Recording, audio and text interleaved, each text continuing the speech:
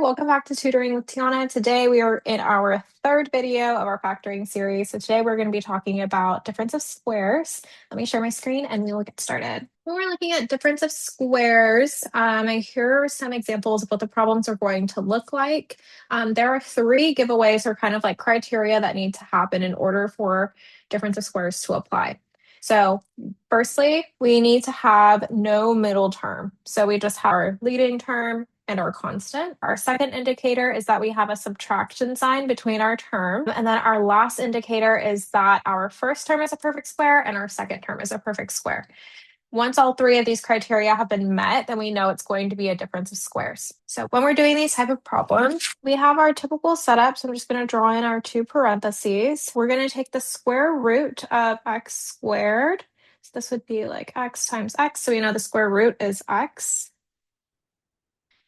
By nature of a difference of squares, we know that one is going to be a positive and one's going to be a negative. And then we take the square root of 16, which is 4.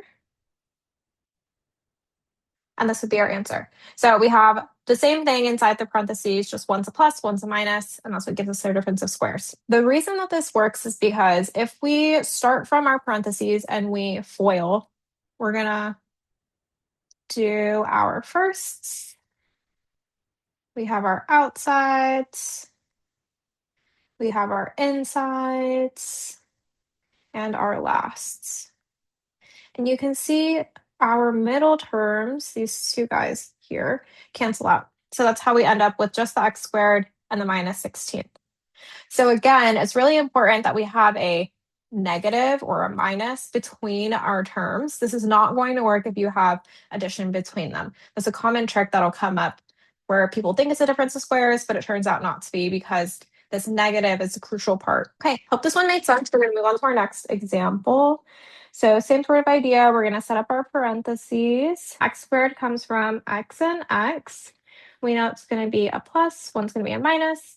And then the square root of 49 is 7. So plus 7, minus 7. Let's go to number 3. So this one's a little bit more involved because we have a leading coefficient, but sort of the same process, right? We know one's going to be a plus, one's going to be a minus. This time we have to think about what is the square root of 4. And we have to think of like the square root of x squared, or you can think of them all together just as your first term, whichever way makes more sense to you. But this comes from 2x times 2x. And then square root of 25 is 5. Let's go to our next one. Same sort of idea. We're thinking of the square root of 9, which is 3. And then square root of x squared is x, so 3x, 3x. Square root of 64 is 8. So you can see with all of these examples, we always have the same thing, different signs. I hope these 4 examples made sense. I'm going to give you a few to try on your own. So I will just pop up the first 2 on the screen. Go ahead and pause and try and solve these. I hope you've had an opportunity to try and solve these guys. So for our first one, again, x squared comes from x and x. We know it's going to be plus and minus because it's a difference of squares.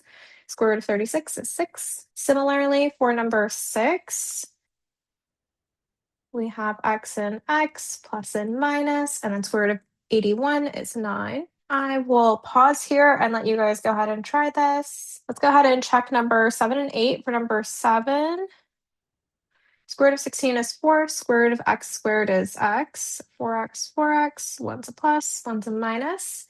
And then square root of 9 is 3. Similarly, for number 8, we are going to take the square root of 25x squared, which is 5x, 5x. One's going to be a plus, one's going to be a minus. And square root of 49 is 7.